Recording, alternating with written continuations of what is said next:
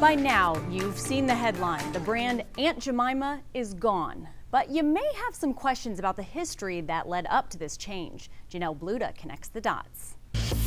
After years of complaints, Quaker Oats has announced it is retiring the Aunt Jemima brand. The brand has been mired in racist stereotypes from the beginning.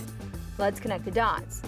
It started in 1889 when two men, Chris Rutt and Charles Underwood, came up with the idea for the first ready-made pancake mix. Rutt went to a vaudeville show that year and saw a performer in blackface wearing an apron and a bandana singing Old Aunt Jemima.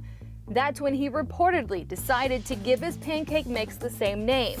And while Aunt Jemima wasn't real, the stereotype was.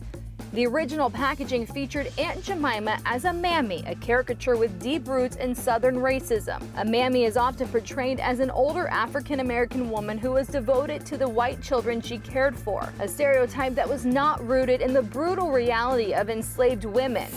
The company did hire a woman to portray Aunt Jemima in 1890, Nancy Green. The 56-year-old former slave signed a lifetime contract to travel the country promoting the product. In 1893, her booth at the Chicago World's Fair was so popular, extra police had to be called in to control the crowd. She continued in the role until her death in 1923. Connecting the dots, I'm Janelle Bluda for H-Town Rush.